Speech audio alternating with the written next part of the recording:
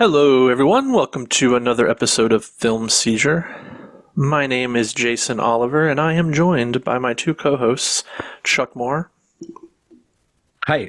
Yeah, see, I didn't tell you to do anything. You didn't prompt me. I just thought I'd see what you did. Yeah. You're using your professional voice today. I like it. I know. It's very sexy and professional. It's my DJ voice. Yeah. It's my negotiating voice. And then we also have... No, we already did Chuck. We also have Hi, Jeff. how are you? We also have Jeff over there. Hey, Jeff. Hey, Jason, how's it going? I'm here to smell the glove. Here to smell the glove? Yeah. You will smell it. Oh, boy. It's going to be right in my face. It's better if you're the victim. Mm-hmm. Yeah. We are discussing today 1985 or 44's. This is Spinal Tap, celebrating its 41st. That was the whole joke when they just recently re-released it. Yeah. The 41st anniversary. and also the impending sequel. If I'm not mistaken, now we're recording this ahead of schedule, but I believe the sequel is in theaters this upcoming weekend. So this is fucking timely. Yeah. Right? Wow. Yeah. I planned that completely. You did. But we have no opinion of the sequel itself because we're early. Have not seen it. Yes. Right. Yes. Nobody's sending us screeners. No, send us screeners. Come on, Bleecker Street. What are you doing? Real. Yes, I'm looking forward to that though. The trailer looks very funny.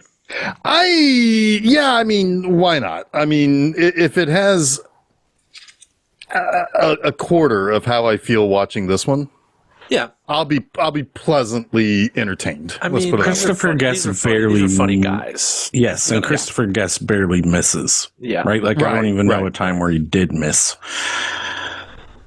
Yeah. Anyway, I haven't seen the trailer though. It's pretty funny. There's a joke in there with Questlove that is pretty funny. There's a good one there with Paul McCartney in there too. Yeah. Ooh. Yeah. Little Paula McCartney. Yeah, you got Elton John in it also. There's quite a few names. It'll be fun to see what they do with it, considering they were on the downturn in this movie, right? Well, so until the very last minute. Yeah, and then they enjoyed their Japanese resurgence. Right, yeah. As do many bands. The Japanese step in and save their careers. Yep. Yeah, so this is quite often referred to as the first modern mockumentary, I should say. Certainly, yeah, because I mean, I would argue that Faces of Death is technically a mockumentary. There's lots of technical mockumentaries. Sure. Even the Monty Python did like a lot of sketches that were very mockumentary-like. And I would say though it's probably one of the first, if not the first, to really focus in on that interview style. Yeah. Mockumentary though, and certainly that paired with the comedy.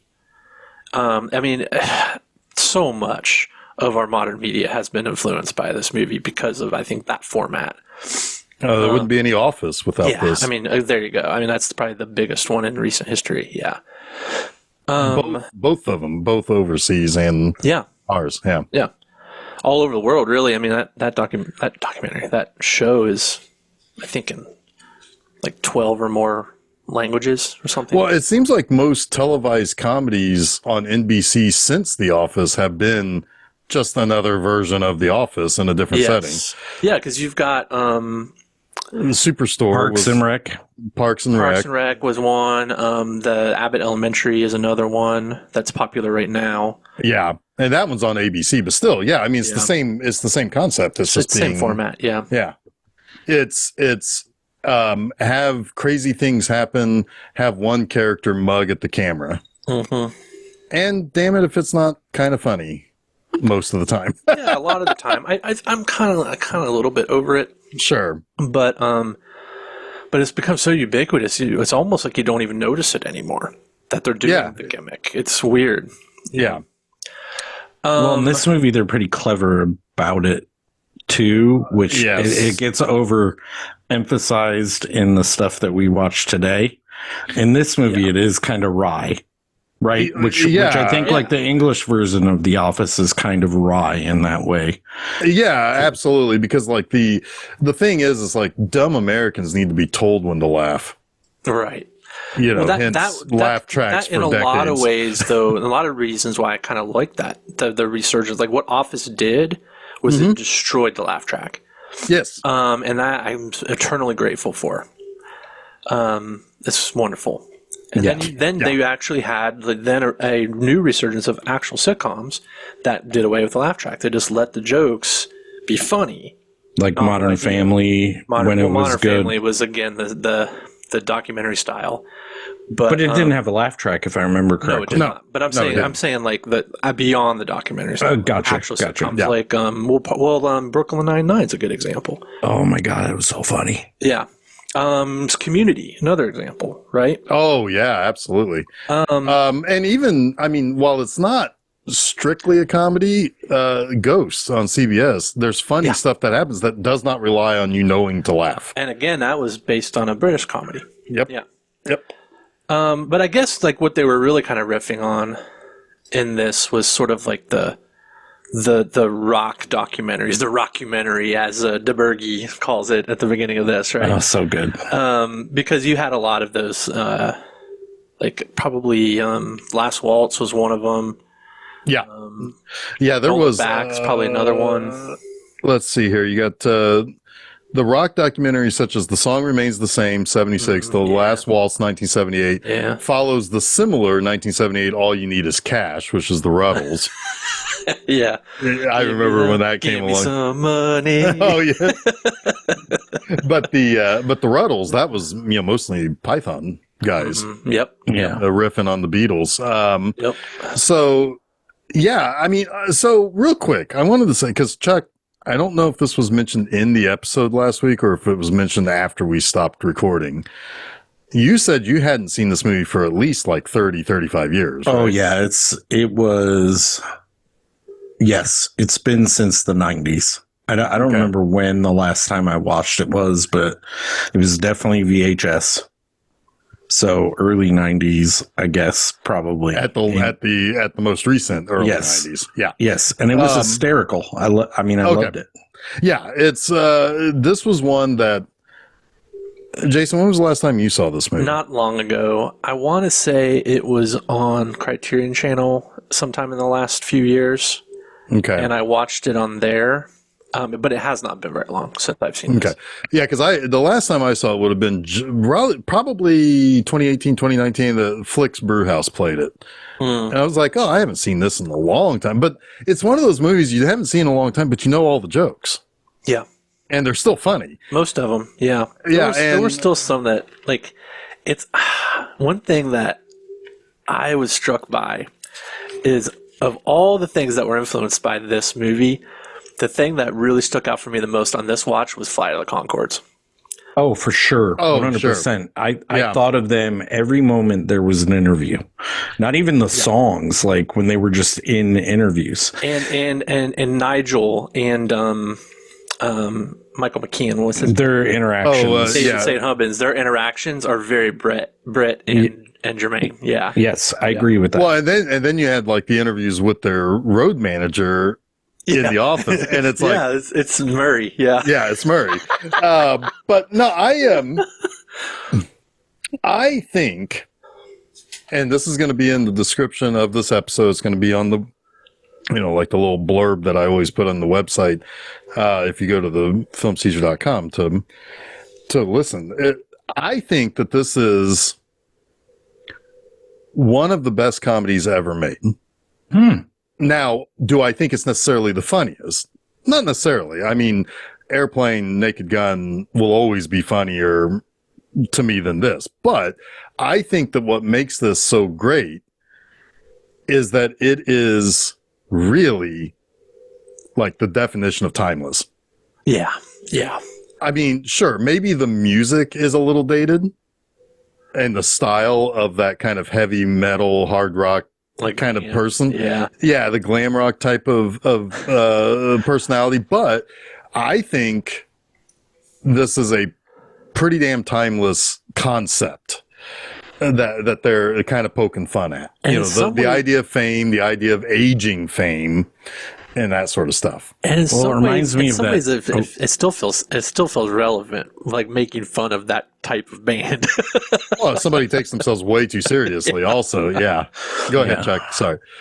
What's the name of the movie about the aging rock band that had a similar like actual life moment? It was like a hammer. I can't remember. Jason, you pointed me to this. Wait, what? Can you give me? They were like a rock band who were aging. And they did a tour in the U.S. And at the very end, they found out. Oh, and it's a real band. Yes. Oh God, what is the name of that band? It's just funny to me, even if we don't have the actual reference, that this was a real documentary about a real band that had a similar outcome to Spinal Tap, which is Anvil. Yeah. It's insane, right? They had a similar. It's the real life Spinal Tap, most definitely. Yeah, it's insane. So it influenced real life too, not just movies, right? Yeah, I'm half joking, but yeah. I want to go back to your comment, Jeff, about this being one of the best comedies ever made. For whatever reasons you stated, I don't even think it's Christopher Guest's best comedy, even though he didn't direct this one. He still wrote it. He still co-wrote it. Yeah, no, I mean, I would agree that like Best in Show and Mighty Wind are pretty damn great. Best in Show will be good forever. Like I think that is also a timeless kind of. I think the one thing is that they had the Folksmen from the Mighty Wind was a fake band that they had created right around the same time as Spinal Tap. In fact, the Folksmen have opened for Spinal Tap. Oh, I didn't know that. That's awesome. No, one thing that I think, so like when I went to Flicks and saw it, like, even though I knew all the jokes, this one goes to 11 or the how much more black can this get? None more black. That stuff is hilarious and always will be. I think what got me this time was there are smaller things in this that actually show a lot of heart that you don't think of this movie having. And there's one particular point that I'm going to that we'll get to, but it's I think one of the most important parts of this movie, and it's not a joke, but it shows that there's more to it than just mocking people it's lampooning the business. It's lampooning these types of bands or these types of, scenarios, but it's everybody's in on the joke, right? It's not mean spirited whatsoever. Mm-hmm. The None More Black, that in particular, I feel like is the moment that the Flight of the Conchords built an entire career around. That joke like that. Yeah, none more black. Yeah.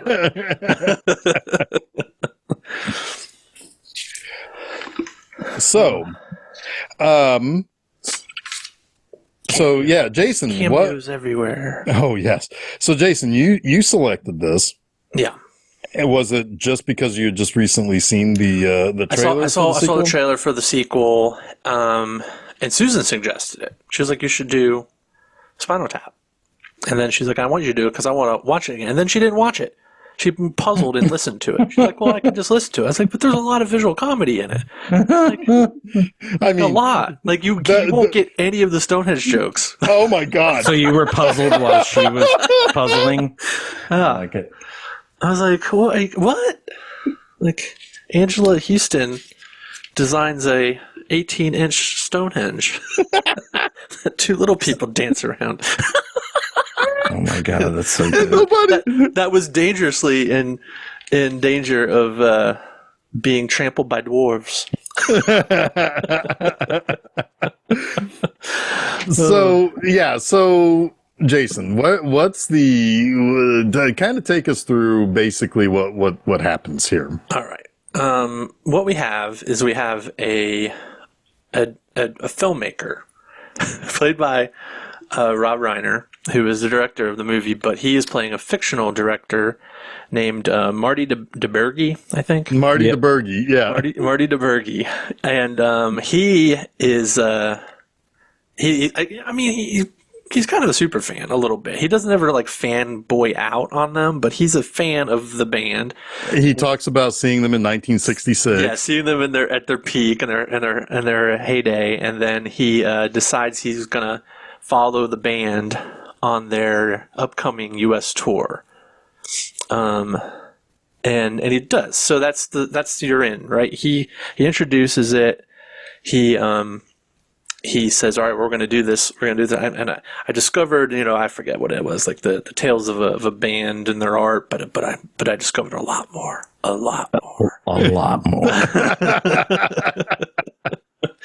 And then then we kind of get into it because also they're touring in support of their upcoming new album called "Smell the Glove." That has not actually been recorded yet. All they have is a name and an album cover.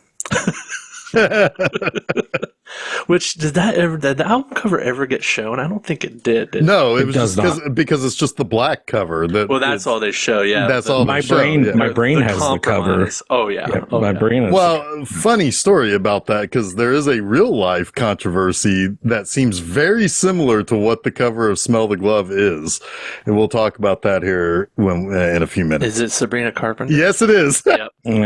Yeah. Yep. Imagine if online existed 41 years ago. And good for Sabrina Carpenter though, testing the industry like that. I kind of like it. Looks like there is. It looks like they did it's a hot cover. do the cover. Yeah, but hilarious. They should do the cover. Yes, it exists. I don't know who did it, but yeah, I think they did do the cover. But But yes, the Sabrina Carpenter thing. I just noticed that. I didn't. What's the story behind that?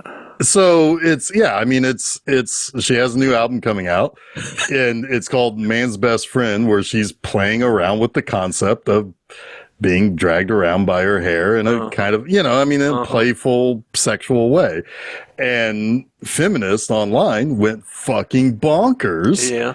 And said that this was demeaning and she should be ashamed of it. And it's like, yeah, but do you not know who this? Do you not understand like what she does? It's like this is a joke. This is pointedly a joke, right? About that, and she didn't back down from it. She kept the album cover, and there are alternative covers, of course, but they're also because Sears and Kmart probably won't sell in it. Target. Exactly. Sears and Kmart need their specific covers, or they're not going to sell it. So it's that is dated, but it's hilariously dated. But at the same time, though, think about it. Though it's like Amazon gets their own treatment, usually of the color of vinyl, or a different cover, or a different track. It makes having all of the music of the bands you like frustratingly impossible. Well, it also was, told the future a little bit because eventually Walmart would start pushing they wouldn't sell anything without the parental advisory sticker on it, and they were very involved in censorship of album covers as well. They wouldn't sell specific albums. So yeah, it was definitely like if it was foretelling at least that the music industry would continue to bend. Yeah, but not many of these capitalism. Not many of these outlets get an extra song though. So having the music is possible. It's the people who need the slipcover or the dust jacket or the colored vinyl that. I don't know. I think it kind of also depends on the release because like. There were certain, I can't remember what it was, but there was something where I was like, well, shit, Amazon's got one particular, it was what it was? Jason, do you remember when Smashing Pumpkins did, what was the name of that album that had the Statue of Liberty on it? We saw them at X Fest that year. You remember that one? The Statue of Liberty on it. Yeah, there was a statue, it was like a kind of an Art Deco drawing of the Statue of Liberty. It was about 20 years ago when the album was, or 15, 20 years ago when it came out. Anyway, different, depending on where you bought it, there was a different 13th track or something like that. Oh yeah, it's shit got gimmicky, man. Like, yeah, and it was towards the end of the CD era, it got real gimmicky because they were trying to figure out how to save the format, and they're doing stuff like that. But they still do that shit on vinyl now. There's like 4 or 5 different types of like colorways now. The Taylor Swift did it with her last big album that was sold on Record Store Day. You had to buy 4 different copies of the album in order to get like all of the bonus tracks. Yeah. It's like, that's crazy. But but getting back to the censorship thing, I guess this really wasn't like telling the future at all, because there were albums that had to do this. Like one I just popped into my head as I was saying it was Roxy Music's Country Life was one that had 2 versions. It had the 2 girls on it in like their like topless with like see-through, and one had a see-through bra, right? And then there was another copy of that where it was just the background with like the trees and not the girls on it at all. Yeah. Yeah. That doesn't sound very Roxy. No. But yeah, I think there was that one, like, was it a Cream album or was it just an Eric Clapton album that had like the naked girl on it? Well, if I'm not mistaken, I think Rolling Stone's Sticky Fingers had to take off the zipper. Oh shit! There was also the Beatles album, the Butcher cover. Oh yeah, I mean, that's probably one of the most famous ones. I would just totally forgot about. So yeah. So this would have been just kind of yeah. I would have taken off the zipper of the Rolling Stone album. But that was part of the gimmick. That was Andy Warhol's. You're not getting my joke. No, I guess on that. I would have opened the zipper. I would have unzipped it. Oh, okay. Yeah. Anyway, sorry. No, that's fine. I'm a little slow on the uptake. I'm a little slow on the zip down. That would be one of the jokes I would like to see though in the sequel. Is where they do that. Maybe they have like 100 different versions of the album, all a different shade of black or something like that. They should have like their come in one of the record pressings, right? Oh my god, yeah, like something ridiculous, that. Oh, like Kiss with the Marvel comic. Mm-hmm. They put their blood in the ink. Well, freaking that goofball Thomas Kincaid. All right, the guy who paints all the picturesque scenes. Apparently, he signs all of his originals in blood. Really? Yeah, that's what I heard. It could be total bullshit. I mean, that's the point in my life where that would have been interesting, or like, oh my god, I was like 16. Yeah, like signing your shit in blood. I can make myself bleed just by walking these days. Like. Sorry, Tom. Right, you're not that cool. You're not that cool. Yeah, it's like and that always just cracked me up because he's so not metal. He's like the opposite, right? Yeah, I mean, really goofy, commercial, picturesque mountain scenes. He better hope he never kills anyone because his DNA is everywhere. Yeah.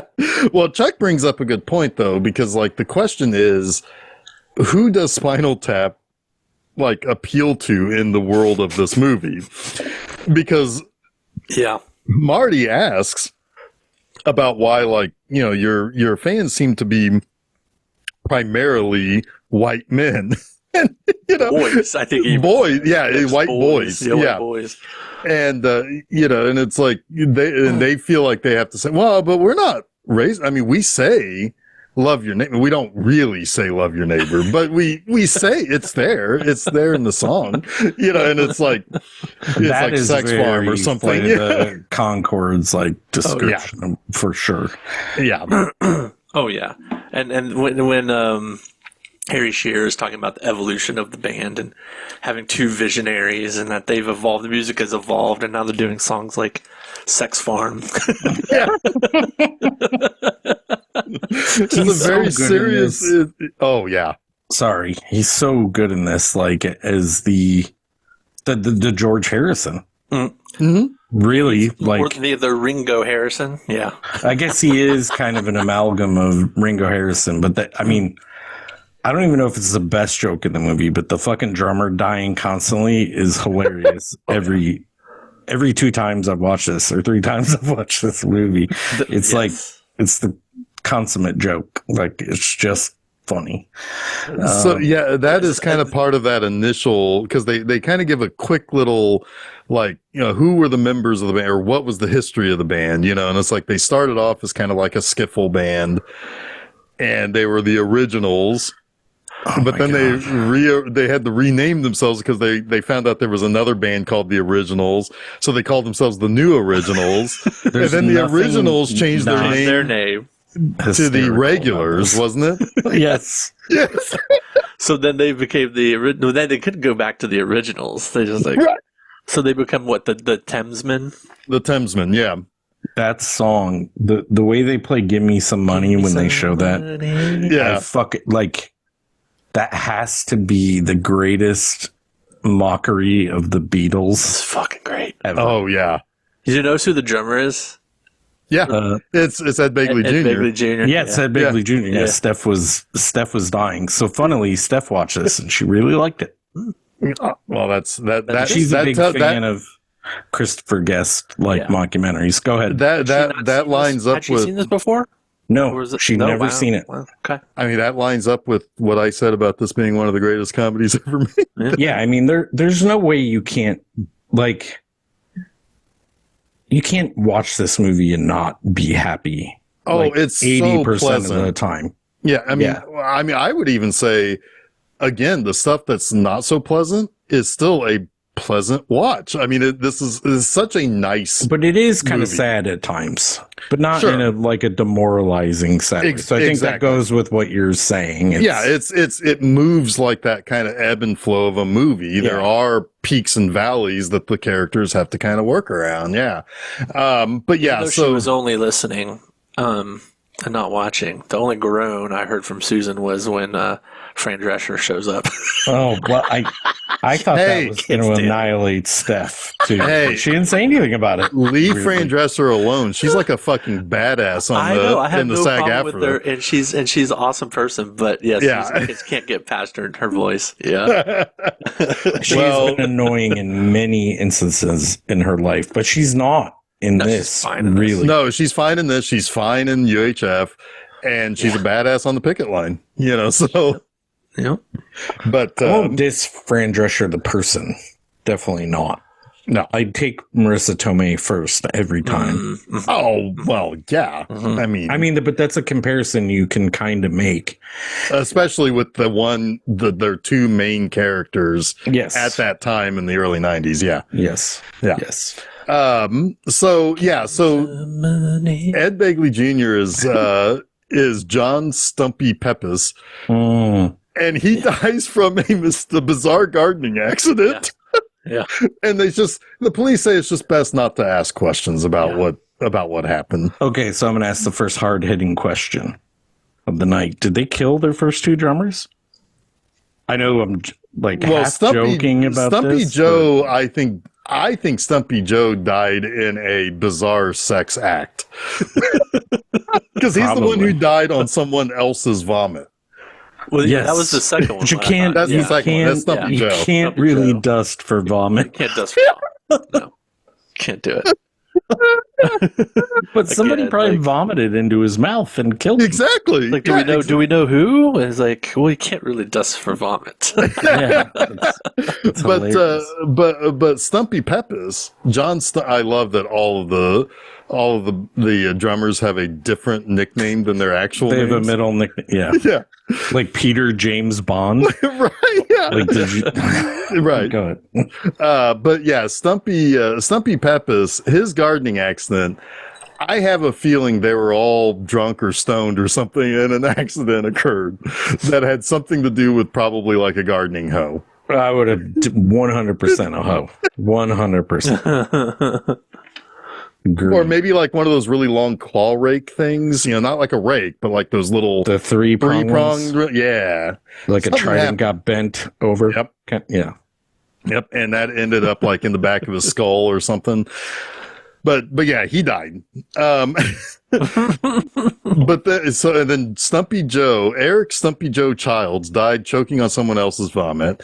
Peter James Bond exploded. Now there's like dozens of cases of spontaneous combustion. Yes, dozens. So, it happens. What did they say? He exploded into what did they say? Green vapor or something? They said there was a green splotch on the seat. Yeah. It's like one little bit. Yeah. But that's not spoiler alert. That's not going to be the only drummer who explodes on stage. I wondered at the end if it was two of the last drummers did, because there is some pyrotechnics, but you never know when you go to a Spinal Tap concert and the pyrotechnics is the drummer exploding. He explodes, and not only did he lose the law of averages, but he really lost it, because he was another drummer that exploded for Spinal Tap. The odds of that are astronomical. Yeah. Right. Yeah. It's like, it did concern me a bit when I heard about it, but I mean, I figure it can't happen all the time. That felt very Pink Floyd The Wall, like jokey a little bit when Roger Waters or Syd Barrett, I guess, would be the one that was in the tub in the wall. Or no, that was would it be Roger Waters? What are you talking about? Pink Floyd, the Pink Floyd movie where the guy's in the tub. That's The Wall. Are they talking about Syd Barrett?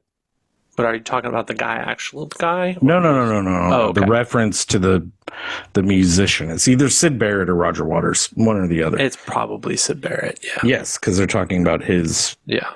Yes. I would guess so. But it did remind me of The Wall, is all I was trying to say. Yeah. Sorry, I thought you were trying to talk about the actor. No. Which was Bob Geldof, but yeah. Yes, Bobby Geldof.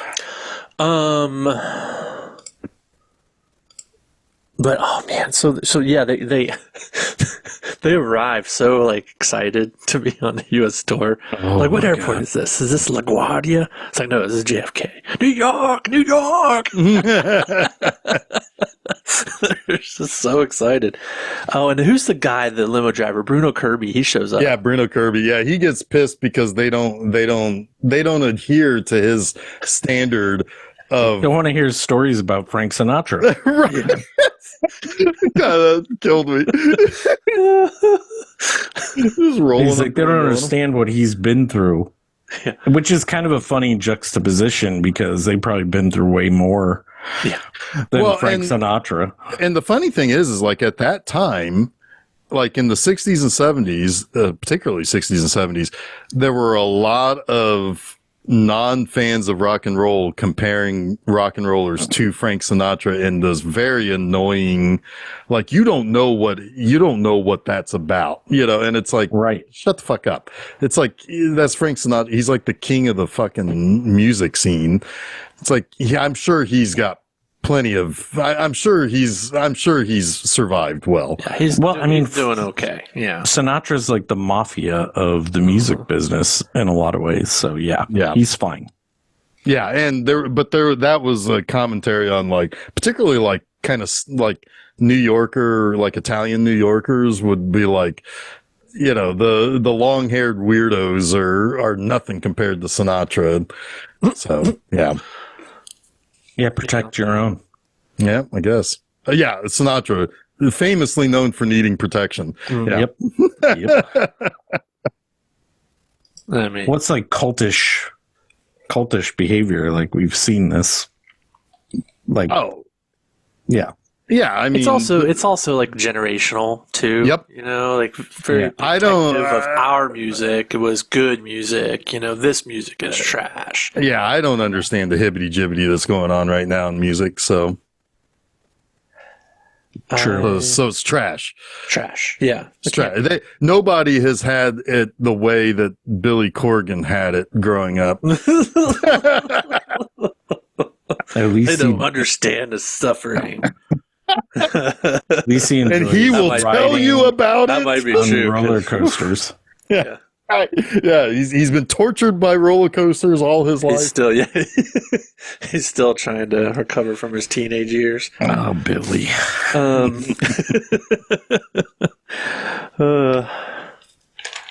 But yeah, so Spinal Tap kind of arrived, like the Timsmen hit it big with like a Flower Child song. Oh my God! Yeah. Oh my God! The flower. Listen to what the flower people say. And that's so bad. It's so bad. It's so funny. But it sounds like a real freaking song. That's the great thing about and they're on some kind of like 1970s or late 60s like variety show or American Bandstand kind of deal. It's funny. Yeah. Although I do like that Derek, Harry Shearer, his mustache remains the same from that point forward. I love it. It's like, I like this. Yeah. Yeah. But yeah, it's, so they hit it big then, and then they just become, at some point shortly after that, they become Spinal Tap because they start to ride the wave of glam rock and hard rock. Probably, once, really it's in, what is it, the early 70s when Led Zeppelin really kind of hit big? Yeah. They're definitely riffing on, I think, a lot of Zeppelin because Zeppelin leaned into that. They were heavy metal, early heavy metal, but they were sort of mystical. Right? Oh my God! How many? With like all their Lord Tolkien of the Rings references and stuff. Yeah, exactly. So they're definitely with stuff like Stonehenge. They're really making fun of that. That song also reminded me a little bit of oh fuck! Why can't I think of it? Atlantis. Why can't I think of it? It was there, now it's gone. Atlantis. The song Atlantis. Hold on. Oh my God, that's driving me nuts that I can't think of the singer now. Chuck, help me. Oh, you think about Donovan? Donovan, yeah. God damn. Hurdy-gurdy man? Yes, but like the Stonehenge song reminded me a lot of Atlantis also. Oh, yeah. But we were saying that they're kind of, there's a little bit Zeppelin, Chuck, with their like mystical references, and it felt like Styx a little to me too. Sure. Yeah. They do because they definitely have a little keyboard. bit of Who is there's some Who for sure. Especially the keys. Yeah. They represent a lot of the late 60s, early 70s. Oh, no disco, right? So right. Early 70s pretty well. Yeah. And then the rock bands that resulted from that. And then like really into, the beginnings of the glam rock. Like they were kind of usurped, I guess. Like that's, I think, one of the things that would have been interesting if the documentary had kind of, I wish there would have been a sequel on the heels of this one, because you could still do them late 80s. Like, do we know when the sequel takes place? Well, this was 84, so no. Obviously the sequel is like they're age appropriate. How are they going to? Oh, yeah, it's 40 years later. So they could talk about them being. They could talk about them being. I hope they got like Ozzy or something before he passed. But that would have been funny to see in contemporary time. Like the bands that were kind of like the glam rock bands that were sort of leaving them in their dust and playing on that a little bit. But then grunge like eliminating all of that. Yeah, but this was 1984. Yeah, but they could have played for 10, 20, 30 more years. I know, but I'm saying like you could have done it in the sequel. You could go. But what I'm saying is like even in this time, like in this documentary, in the first so movie, like Motley Crue, Poison. I wish they had kind of pulled more of that in. Yeah. They might not even have seen that coming. Well, it was like they saw the beginning of it, but they didn't see the major, huge bands that like. I think they kind of sort of reference it when they run into Howard Hessman and the guy that he's touring with. Yeah. The kind of the tight, like white jeans and that sort of kind of early hair rock. Mm-hmm. But they didn't really have much to say other than basically it's like, oh, this guy's a wanker. This guy's brand new on the scene. No talent. No talent. Exactly. Yeah. Basically what they're saying about it. Yeah. And I get that. That would be interesting to see them replaced. Yeah, a little bit more of that, I guess, right? Yeah. I mean, and make that a little bit more of the conflict too, maybe even. Yeah, but yeah, I think like some if of it was kind of their shows were canceled because that kid was following them in town and drawing bigger crowds. He was playing the Enormo Dome or something like that. Would they? I mean, he was because that led into the conversation with the road manager. It's like you used to have them in 10,000, 15,000 basketball, seat basketball stadiums and arenas, and now it's like 1,500. It is the Enormo Dome. The what? I'm sorry, you were kind of breaking up. The Enormo Dome is what he calls the it. Enormo Dome. That's probably in Houston. Yeah, probably. I don't know where they were. Actually, no, they were in Memphis, actually. Okay, because right after that they went and saw Graceland. Oh, did you already talk about the party they were in? No, not yet. Okay. Go right ahead, Chuck. Oh my God, don't make me do it. So they have a party with record executives, right? It's somewhere around this time, and that's when Fran Drescher shows up. Mm-hmm. And I think in the first scene is when we get a couple of really cool cameos. Oh my God, so weird. Like the Dana Carvey in there. Dana Carvey, whom I recognized, I was like, is that fucking Dana Carvey? Yeah. And then Dana Carvey talks to, oh my God, why Billy Crystal. Well, Billy Crystal for like Billy Crystal 0.3 seconds. Yes. But it's like such a quick, I was like, holy shit, that was Dana Carvey and Billy Crystal for like 2 seconds. But Patrick McNee is the owner of the record label. Mm-hmm. He's from he was John Steed in the Avengers. I knew I recognized him. His name cracks me up. Eaton Hogg. Eaton Hogg. Yeah. Sir Dennis Eaton Hogg. What was the joke, the Billy Crystal joke in that scene? It was like, mime is money. Mime is money. Yes, and they were earlier called Spinal Tap by the limo driver. Yeah, the guy waiting for him at the airport. Yeah, yes. Spinal Tap. Oh God, which cracked me up. Fred Willard calls him Spinal Tarp later. Yes, yeah, so good. This has to be the beginning of a beautiful relationship with quite a few people for Christopher Guest, going forward in his career. This almost feels definitely Begley and Willard, maybe. I mean, because the three of them were pretty close already. Yeah, I don't know what their relationships were. McKeon, they were all. Oh yes, those. Because they'd been doing sketch comedy stuff, and Harry Shearer and Christopher Guest were on SNL. Yep. Some of my favorite where the Billy Crystal early '80s connection skits comes to. Yep. Are from Shearer and Guest. With Martin Short. I think Shearer was on twice. He was on 2 casts, I think, because he had quit the second time. It was right around the time that this was released that Christopher Guest married Jamie Lee Curtis too. Yeah, and they've been together ever since. Yeah, apparently she saw his picture in Rolling Stone magazine and fell in love. And I don't know how. Surely it was as Derek Smalls. It was for the movie.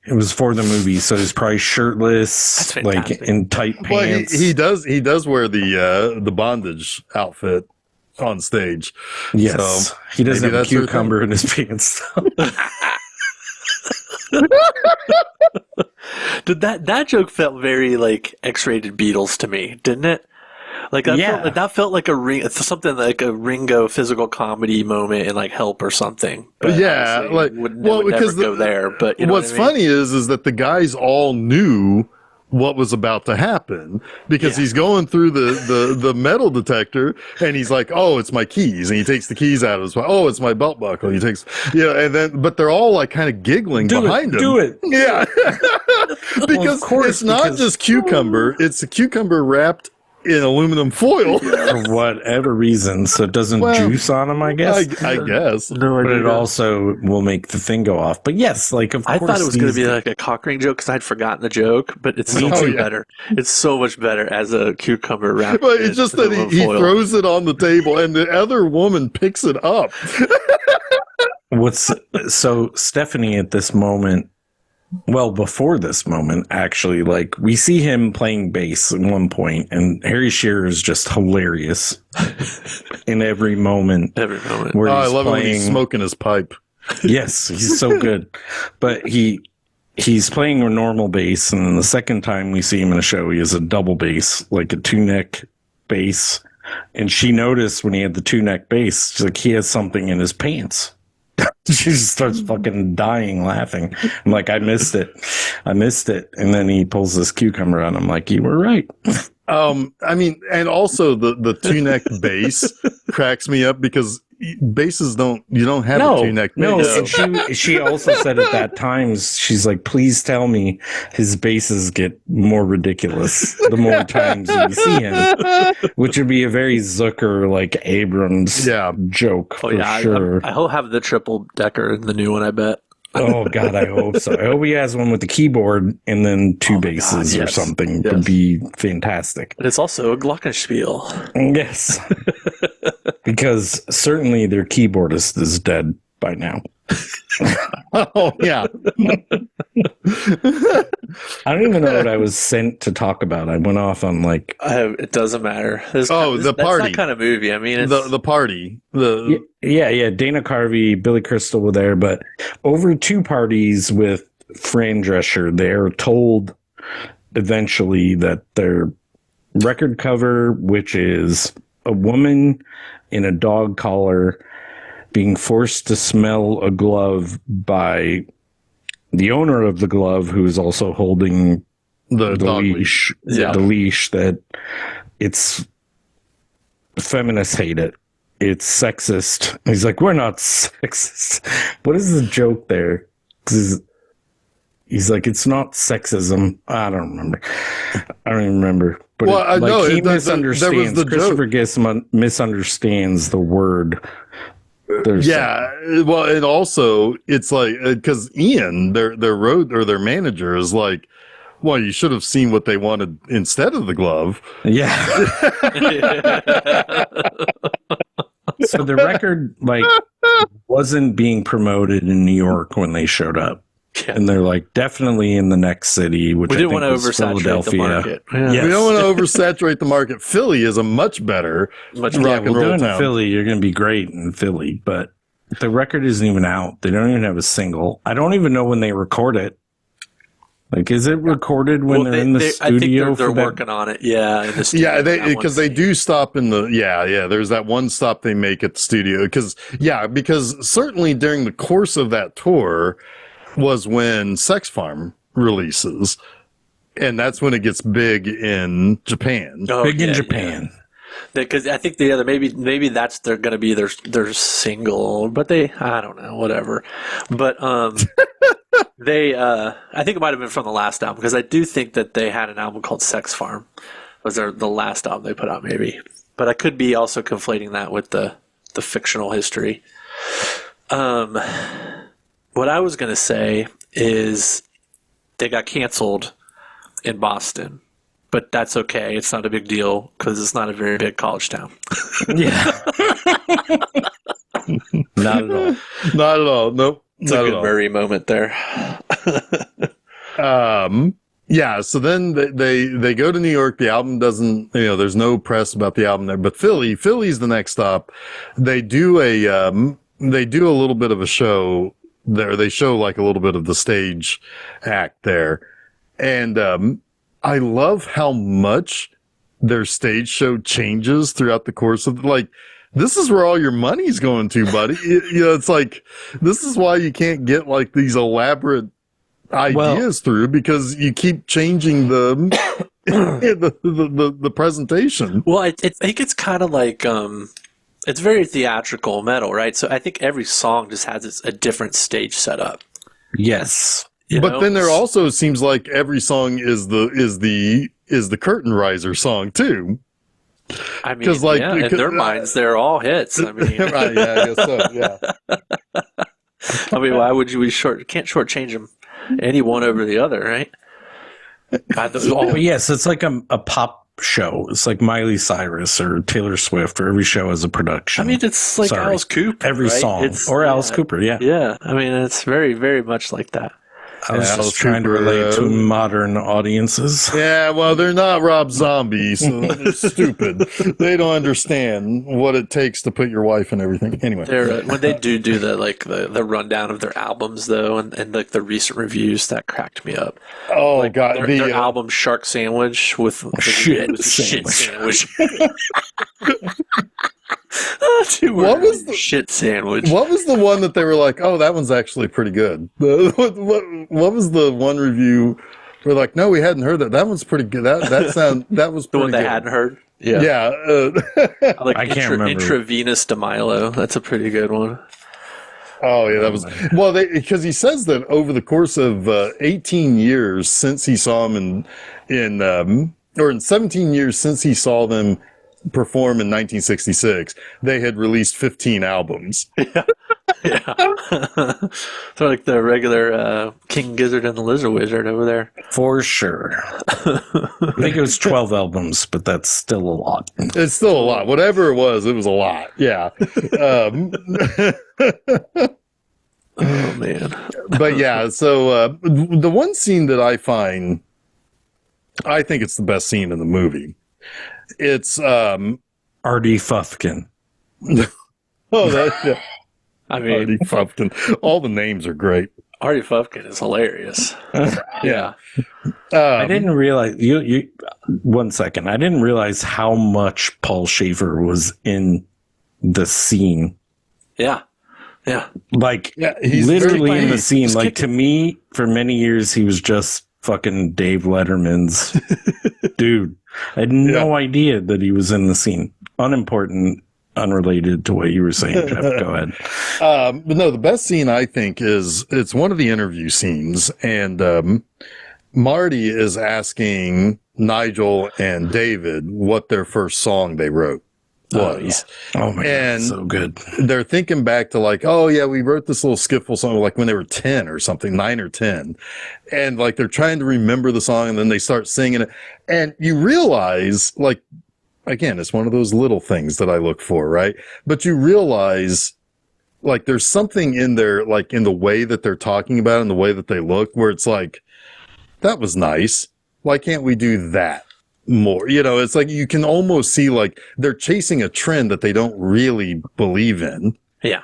Yeah. That when they were just 10 years old and they were doing the song that they just came up with sitting on the front stoop, it meant so much more to them. And it's like, that's the sort of thing that makes this movie more than just funny. I think it is. It's probably not commentary because they're just making a comedy, but you think about Lennon and McCartney, that is an interview they would have had, right? Like if they survived the 60s together, which they really did not. No, like they barely made it to the 60s or to the 70s, or at least to the later part of the 60s. They barely. Yeah, like this would be a cute interview with Lennon and McCartney. We'd want to see about their beginnings because we only ever saw them talking about it individually later. But they are a group that kind of stuck to their principles, but at the same time, everyone on the outside would say like they didn't believe in what they were doing in the drug era, right? They didn't believe in what Spinal Tap became, right? Because they were writing skiffle songs. They didn't believe in the collective output anymore. Right. But, well, I mean, I agree with that, but I'm saying even their second output, which was the drug era, like they did believe in that for years. Oh yeah. In this, it's like discounting that for Spinal Tap. Well, I think, yeah,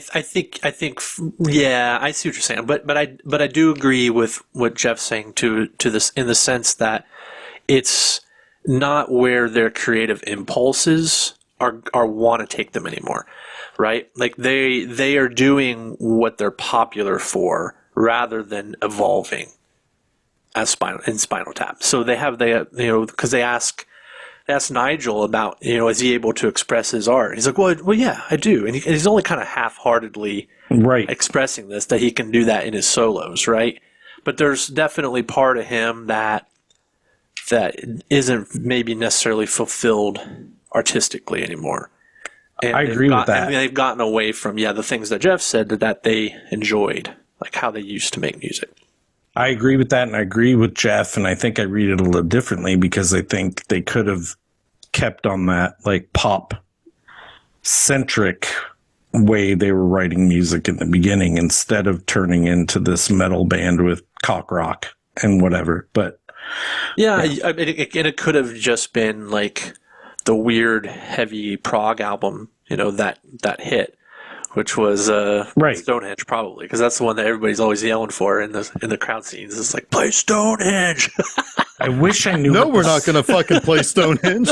I wish I knew what the song was like if they heard, because for like Black Sabbath, it's they heard a Beatles song. Oh my God, why can't I remember the name? Helter Skelter. Like that, like That's made the them direction. Black Sabbath in a way. Snapped in their heads. Yeah. Yeah, I'm wondering. That would have been interesting to me, but they probably couldn't have brought that into this movie. There was so much left on the cutting room floor of this movie. Like, I think there's something like over an hour of deleted scenes. Well, when I first looked at it, it was 2 hours long. And then when I rented it, it was an hour and 28 minutes. I'm like, where's that other 32 minutes I thought was out there? Yeah, they're releasing this in a 41th anniversary UHD disc here soon. I think very soon. And I want to say maybe the Criterion disc that they released had all the deleted scenes too, but I'm sure the new release will.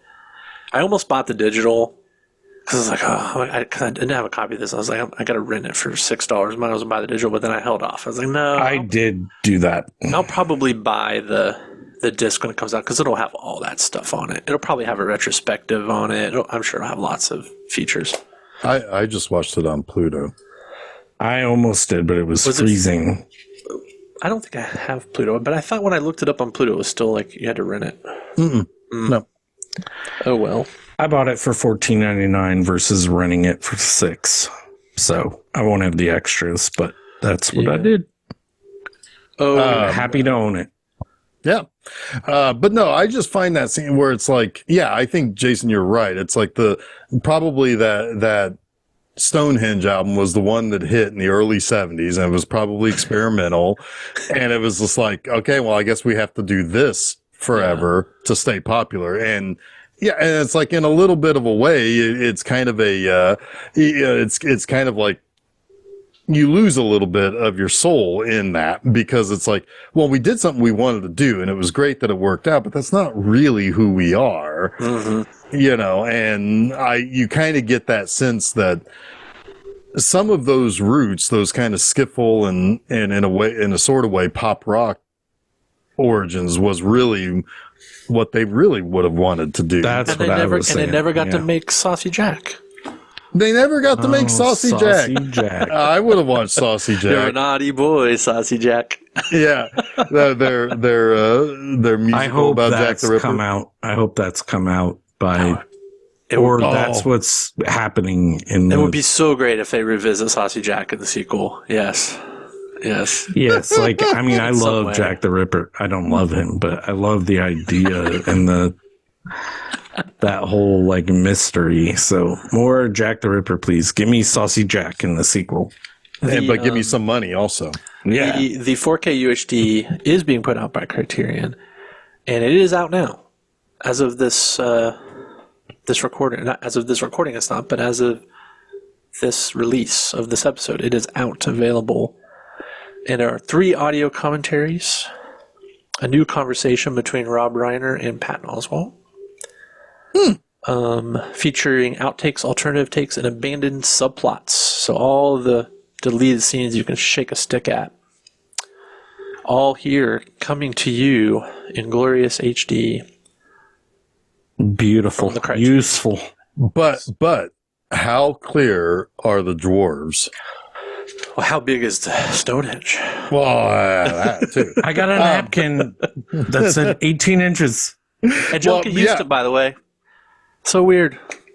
Yeah. And also, yes, it is very difficult to know exactly if it's two apostrophes or one for feet. I get it. I understand. Because that's what ends up creating the 18 by 18 tiny stuff. I love it. It's like, so that's a great place to start. So when can we expect it? It's like, no, this is it.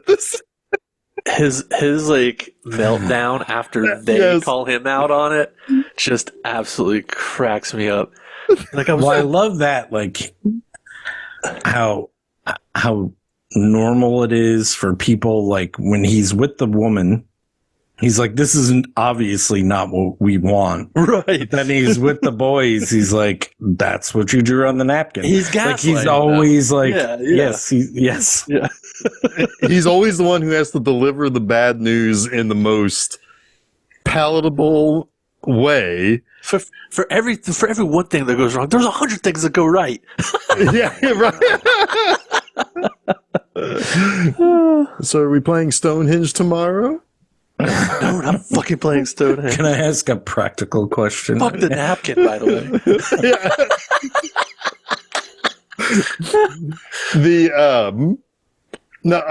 So there is, speaking of subplots, the one that was added in production is the one that's in the movie, which is the subplot of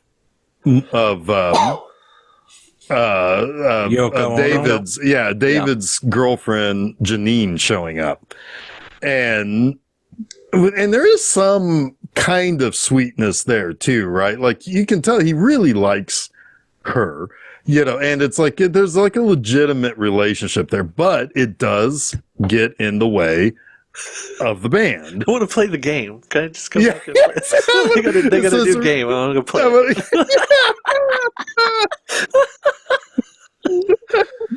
And she's like really big on like astrology and yoga and stuff, and oh my god, the whole like the travel plans based on their astrological sign, it's so fucking funny, because it's like there are a lot of people like that, especially back then, in this kind of realm where it's like, oh god, it's so good. But yeah, so she's like, she basically starts to create a little bit of strife. Like Nigel doesn't really get along well with her. Derek doesn't really fucking matter. He's just like, whatever. I'm just gonna go play the bass over here. Yeah, he's happy smoking his pipe and playing the bass. He's just lukewarm, right in the middle to the two visionaries. Right. Lukewarm water. Lukewarm water. Yep. And but yeah, she starts in on Ian, which then when he quits, because David's like, well, what if we had somebody we don't have to pay for an extra room, we don't necessarily have to pay to help you out if you're having so many problems, insinuating he wants his girlfriend to kind of, help them out with some of these things that they perceive as Ian's downfalls. Yeah. And it goes from helping out to co-managing in about the span of 30 seconds. Right. And then he quits, so she just takes over, which basically derails the band pretty much totally at this point. Oh yeah, she's only telling David about cancellations and not the rest of the band. Like when they show up and they're playing at an army hangar base. It's like an army dance. Yeah. Yeah, and that's where they play Sex Farm. Yes. There's a lot of good comedy moments like that where like the Fred Willard character in that, he's like, yeah, just make sure you play something I can dance to or something like that. Then it cuts to Sex Farm. So then it cuts to Sex Farm. There's the whole scene that's really nice with Nigel playing the piano piece. And what do you Marty call that? interviewing, and he's like, "What do you call it?" It's like lick my love pump. It actually was a nice little, nice little tune. He called it mock because he's very inspired by Beethoven and Mozart, or Bach and Mozart. Yeah, I love that it sets up the solo that is Bach or I can't remember which one it is, but it's a straight rip of like a piano concerto. Yep. Solo. Oh yeah, So I think good. it actually is like a Mozart piece that he Yes. just Yes. plays on guitar. Yeah. Well, yeah, because that's when he picks up the violin and was strumming the guitar with it, right? I think that was when he was doing his solo by himself.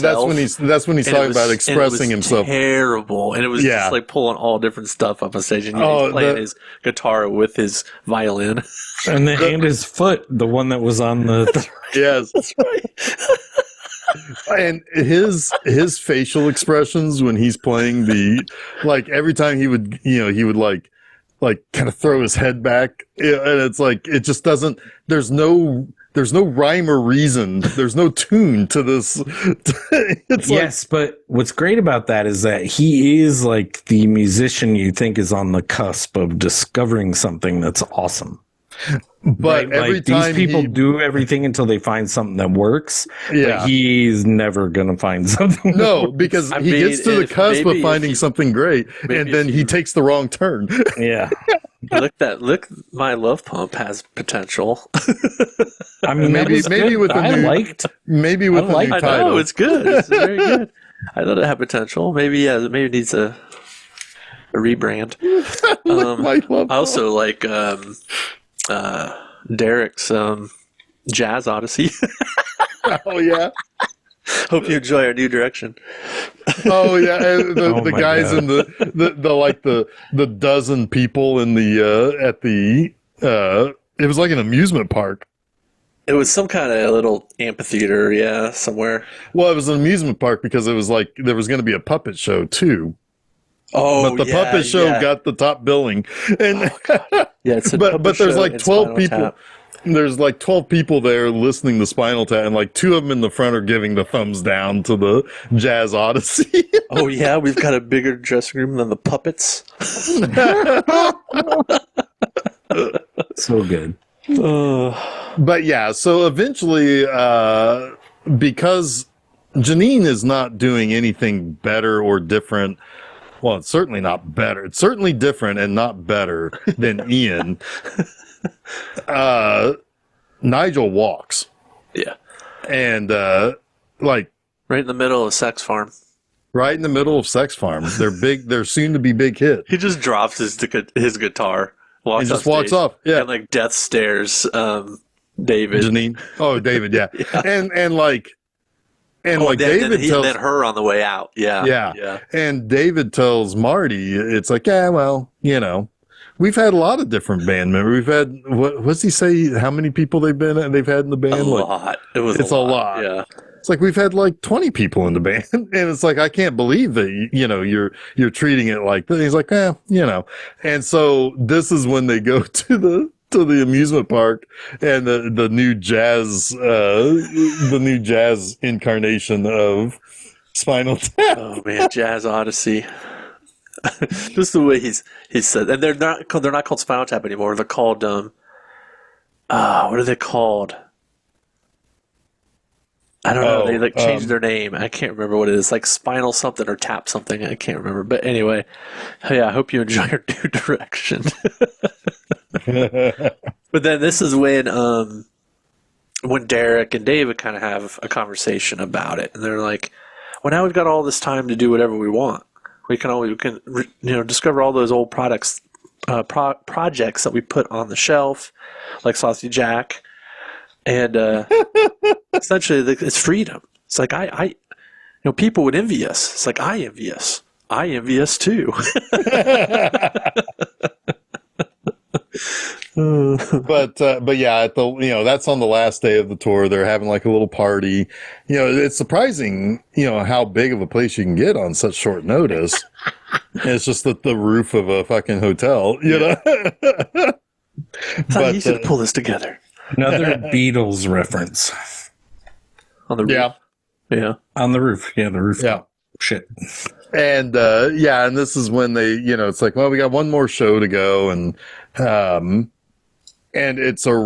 it's right before the show that they find out that Sex Farm has hit big in Japan. Yeah, because what's his name? Christopher Guest in the movie comes in and says, "I have some news for you that Ian shared with me. And our song is number 5. Yeah. So if you want to come back and because they changed their name to Tap from Spinal Tap. That's what we were trying to figure out. It was Tap something, wasn't it? It was just Tap. Okay. I could have sworn I saw a poster that said like Tap Edition or something like that. All their name changes made me think of Jefferson Airplane. Oh, yes. Yes. Yeah. The constant rebrand. You mean Jefferson Starship? You mean Starship? Starship. Yeah. Yeah. Which Back to band Jefferson are you talking Airplane. about? But yes, he comes in, and that is really kind of a heartfelt scene, because you can tell that Christopher Guest's character, I can't remember his name, is like Nigel is kind of heartbroken, and other guy is kind of heartbroken. Yeah, David is hurt David. Still from him walking. I only off. know them as their real names. Like, it's hard to put them in the band names in this, because I know them so well over the years.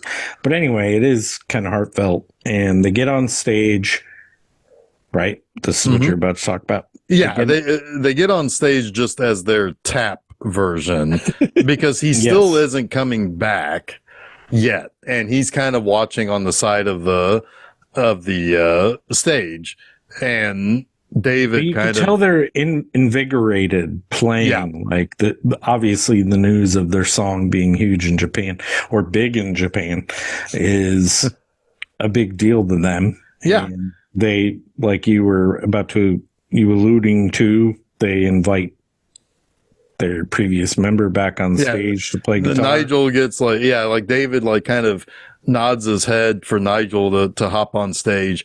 To which right there, Janine is like, no, this sucks. I don't like this. And he comes out, and it's a big, exciting reunion. The crowd swells. Their drummer explodes. It's a big deal. So that's Mick Shrimpton. He explodes, and he gets replaced by Joe Mama Besser. And I think he explodes too.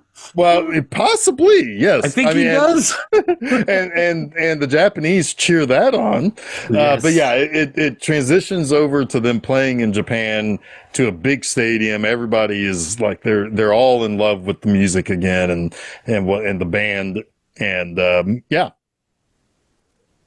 it does. It is one of those things, like a movie where you actually do wonder, like, what happened with the band? Was this one final kick for them? So I am excited for the sequel, and I assume actually that this was just a blip for them, and they had to fight again, but we'll see, right?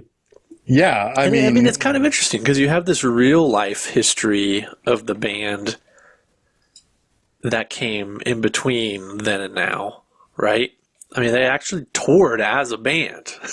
They were on Saturday Night Live. Yeah, exactly. It's insane. I mean, all those guys played their own instruments. They wrote all the music for this. Yeah. So they were a real band. And they toured as a real band, and they did appearances all throughout the last 40 years. So in a way, they have an actual history that we've experienced since the movie, which is insanely cool. Yeah, I would assume they'll go against that. I think they'll probably use some of it, like footage of things that they have the footage is there. Yeah, well, they should. But yes, they'll probably embellish things and write a fiction around it. Yeah. I still think we need to find out if Saucy Jack ever happened. It should. It should be. It has to have happened. It should be. It was on Broadway or something. It had to be. Or maybe off Broadway. Yeah, off. Yeah, and they're about to go see a new revival of it, and it's in a little fucking closet, shitty off. It could be interesting. It's like local theater. When they go to Cleveland, dinner theater. Maybe it's playing at the Cleveland Dinner Theater, and they go to the Rock and Roll Hall of Fame or something. Yeah. It would be interesting if they used their actual careers of the actors and pretend it's the band members that like were in The Simpsons for the last 40 years. They've been on The Simpsons too. Yes. No, but I mean like Harry Shearer's actually. Oh, yeah. Like use their actual careers. The actors, like if they pretend that Derek Smalls has been a voice actor for the last 40 years or something. Or Michael McKean has been. Michael McKean was on Shirley and Laverne and Shirley, but have like two different names. Yeah, or something. Or yeah. he was in. He's a big Breaking Bad fan. Yes, yes, that would be interesting because they have all that footage too. Yeah, I could. I mean, there's no real limit to what they can do considering the breadth and length of their careers, both as Spinal Tap and as actors. It's amazing if you consider it. Not amazing. Well, it's just great for them that they've been working this long. Like all three of them are still working. Well, and Rob Reiner had a great career. I mean, he was Meathead. Dead now, right? No, Rob Reiner's still alive. Oh yeah, he was in. He made the sequel. He made the sequel. Yeah, yeah, but he was also in The Bear. Like I know Rob Reiner's alive. Yes, I don't know what I'm talking. But yeah, on The Bear. You know, for the guy who was just Meathead on All in the Family, he's had quite the career. Yes, he has had a great career. God, I love that show.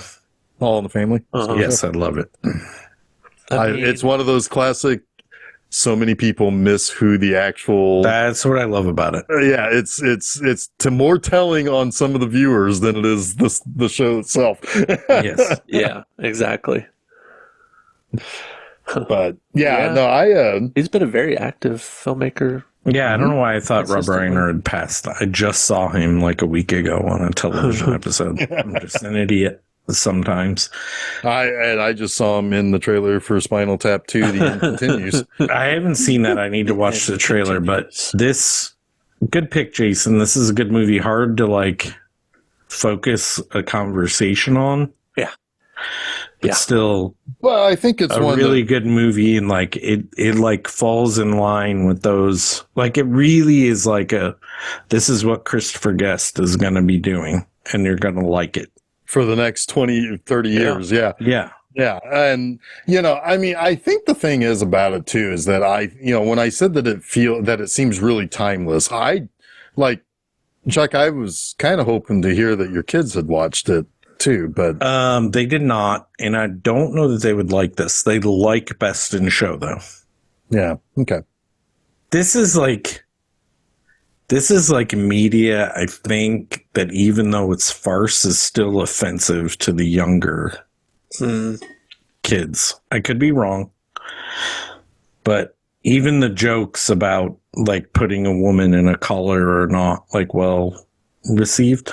They don't Does know that what make rock sense? and roll is. Yeah, but that's the joke. Well, I don't. That is I don't the know. joke. Yeah. When they turned it on, it was like when the guy who was the popular rocker, and they're like, well, that sounds like our album. So the difference is that he's the victim. Yeah, it's you can do that. Yes, that's funny, but self-deprecating.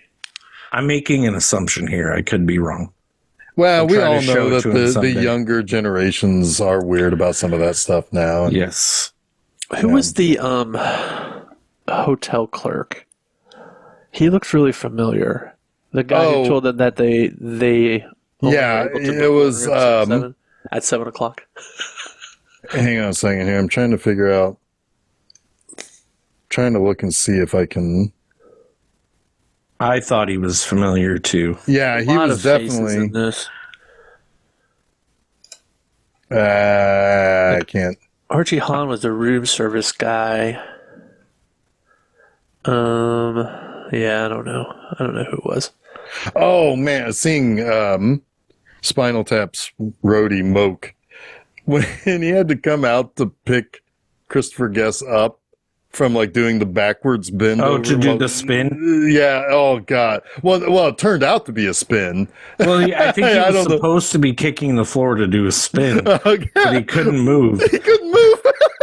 It's like, hey, So the we've guy all been came out there. to help him spin around. Yes, he couldn't spin. Yes. Yeah, we've all been there. Oh, Yeah. the guy who was the new up and comer. He was that's Paul Shortino from Quiet Riot. Oh, nice. Yeah. That makes sense that it's a Quiet Riot. I would have guessed Motley Crue if you pinned me to a wall, but yeah. I Or even, love Van how Halen many or something. But yeah. Yeah. I love how many like actual like rock and rollers like get the joke of this and like point out like, yeah, that happened to like Ozzy Osbourne saying, he's like, yeah, I've been lost behind stage before. I can't find the stage to get out. that was hilarious. God. Oh, when they go in the full circle and they come back around to the janitor. Oh my God. My absolute favorite part of that, though, is when the janitor tells them that there's a door that says authorized personnel only. And But they're like, you're well, we can't go in authorized. there. It's like, no, you're authorized. You're a musician. You're a musician. You're You have authorized. music. I also love that the only like the only rock and roller who didn't find it funny was Steven Tyler, because Aerosmith had their last album before this movie came out had Stonehenge on the cover. Oh, that's And funny. so, yeah, and like Brad Whitford was like, I don't think he found that very funny. That scene is, I think, the funniest scene in the movie. Like the laugh out loud funny. Oh my God. I was crying. I was laughing so hard. I just the way it comes down from the sky. Oh, and the whole time that David is looking at it too, and because like Nigel doesn't know what's happening behind him, and then when the two dwarves come out and they're like trying to dance around it, it is to like that like brilliant, traditional like brilliant visual Irish comedy. and that kind of traditional Irish like jig. Yeah, because they're doing kind of like that jiggy like Yeah. solo. Yeah. Oh my God. It absolutely kills me. Oh man. Oh. No, Well, fucking. I only half disagree because that scene is hilarious, but Derek Smalls caught in the cocoon or the whatever that is. Oh yeah. For the whole song, and then he's finally let out when the song And you hear- when they go back into theirs. Yeah. And when like during the song you hear them like banging on it to try like the stage. Yes. You Well, he guys- gets a Yes, and he tries to blowtorch. get back in time, and he gets crushed by it. Like, I love fucking to. kills me. The thing I love the most about that scene are the interactions between Nigel and David. Like just where trying to. he keeps looking at him. Like, Yeah, they keep like shaking their heads at each other and just like.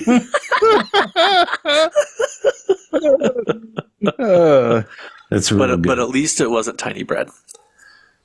Oh my God! Things could I have always to be fold worse it. for I have to Nigel. fold it, and then I have to fold everything. It's a disaster. It doesn't What is work. this? It's a disaster. But I'm a professional. I'll rise above it. Good stuff. Yes. So yeah, so I think definitely recommend watching this. I don't think anybody would have a bad time watching it. I agree. How could you? And if you are on the younger side, one, what are you doing listening to these three old farts talking about movies? I agree. But two, How could you? how could you? But the whole thing with the Smell the Glove album is just one little piece. The rest of it doesn't really go down that I mean, road. Sabrina Carpenter gets it. She sure did. Yep. She's like, watch this movie. It's like, I want that for my next cover. I mean, Sabrina Carpenter gets it, and she duetted with Paul Simon, who she aptly pointed out that the song they played, she was not alive when it came out, and neither were her parents. That's something to think about. So there you go, kids. Get with Get with the comedy times. program. Yeah. Get with the times of 1984. Yeah. Anyway. Another 1984 movie, too. 82 and 84. Van Halen would love They us. were big years. Yeah. Well, next time we're going to 1975. What? Another really good year. We've What? done quite a few 1975 movies. What do we got? What was next week? Next week is Dog Day Afternoon. Oh, my God. This is a great movie. So we're going to go to 1975 next week. So join us at filmseizure.com. That's where you can find all of our episodes. where you can also find all the places you can follow us on social media and subscribe to the show on the various podcast sites. Woo. And so Wednesday, September 17th is Dog Day afternoon. This upcoming Monday also, I have a new episode of Monster Mondays. It is the 350th episode. Jesus. I know, right? So I decided it's time for the Rocky Horror Picture Show. Nice. So talk about another all-time kind of great. I mean, it's got a hell of a following, much like This is Spinal Tap. I was just reading about that movie and its long lost musical number and original ending, and how it was supposed to end on a drastically different tone than it ultimately ended on. Very interesting. Jeff, are you going to talk about that on your episode?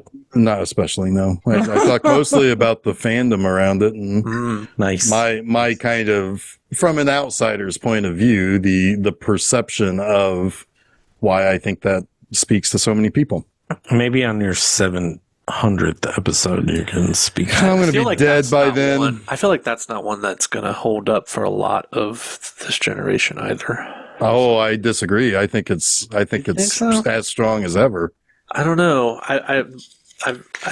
They mention it in that article. I was reading. I don't know. It's been a long time since I've seen Rocky Horror, but I think that there's some. There'd be some again misunderstanding the camp and the. Well, let's put it this way. I think in a certain community it will never go away. Sure. Now, maybe it's going to become a little bit more difficult to penetrate if you're not in that community. But anyway, I don't know. Time will tell, I guess. But that's 50 years old this year. So they're talking about another 1975 movie. In the course of 1 week, we're covering two greats. So that is on Monday, September 15th. Same place, filmseizure.com. This upcoming Friday at my website, bmovieanima.com, I've got a review of Trapped, a great Henry Silva hillbilly thriller. I actually really like the movie quite a bit. Quite a bit. Nice. Made in Canada, so it avoids the sheen, the shitty sheen. The shitty sheen. No. All right. I think we've done it. Have we? We've done it? I think so. I think so. Chuck, how do you feel? I feel pretty good. Good. All right. Well, until next week when we rob a bank for a sex change surgery. I am Jeff Arbuckle.